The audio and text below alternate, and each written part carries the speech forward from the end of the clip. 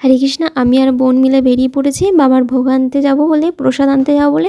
কারণ এই বাবার যে মন্দিরটা হয়েছে আমি দেখাবো, সেই মন্দিরটা ভোলানাথের, সেটি ভাদ্র মাসে প্রতিষ্ঠা করেছিল। সে কারণের জন্য তারা এই দিনটিকে উদযাপন করে। শ্যাওড়াপুলি থেকে জল নিয়ে এসে বাবার মাথায় ঢালে। এই যে অনেক অনেক ভক্তরা সব যাচ্ছে, বাবার পুজো হয়। এই দিনে 2 দিন ধরে ভোগ দেওয়া হয়, প্রসাদ খাওয়ানো হয়। তো প্রথম দিন লুচি আলুর দম এইসব দেওয়া হয়, তার পরের দিন রাতে খিচুড়ি প্রসাদ দেওয়া হয়। তো সকল ভক্তরা বাবার কাছে যাচ্ছে জল নিয়ে।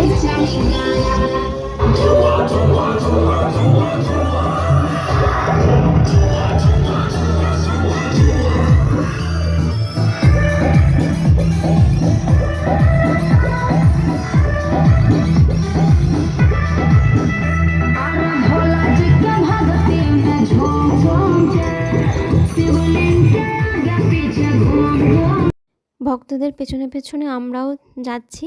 আমার ঠাম্মি এসছে, কারণ ও বলেছিল আসবো না, যাবো না, তোরাই দুজন চলে যা। তো দেখছি ও আবার চলে এসেছে। তো এখানে কত বড় বড় কাঁধে বাঘ নিয়ে যাচ্ছে বাবার মাথায় দেখো। কিন্তু এই বাবার মন্দিরটা খুবই সুন্দর, কারণ যে মন্দিরটা তৈরি করেছে ভোলানাথের মধ্যে, দেখো এর ভেতরে আবার বাবা ভোলানাথ আছে। মন্দিরটা খুবই সুন্দর তৈরি করেছে, কারণ পুরো ওপরটা দেখো পুরো ভোলানাথ, দেখতেই পাচ্ছ তোমরা মন্দিরটা কত সুন্দরভাবে করেছে। আর ডেকোরেশনগুলো খুবই সুন্দর করেছে।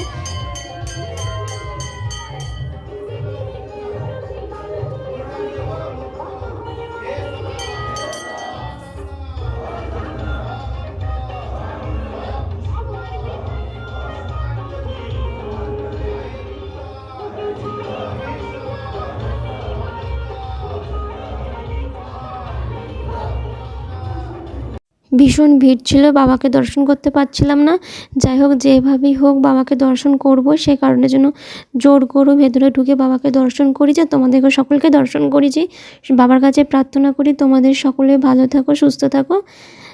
আর এখন আমরা ভোগ নেওয়ার জন্য লাইনে দাঁড়িয়ে পড়েছি। এখানে সকলকে ভোগ দেওয়া হচ্ছে। লুচি আলুর দম বোঁদে ছিল, আর একটা তরকারি ছিল, যাই হোক মানে কুমড়ো ছোলার তরকারি ছিল, এরকম কিছু একটা। তো আমি আর বোন যে লাইনে আছে, ও কান খোলাতেই ব্যস্ত। কি বলবো, যে আমার দিদা দাঁড়িয়ে আছে, মুখ দেখাবে না। যাই হোক, এই যে বাবাকে কত সুন্দর, মন্দিরটা খুবই সুন্দর। তোমরা কমেন্ট করে জানিও যে মন্দিরটা কেমন লেগেছে, ঠিক আছে। আর তার পরের দিন রাতের বেলায় আমি আর মা বেরিয়ে পড়েছি খিচুড়ি ভোগ খেতে।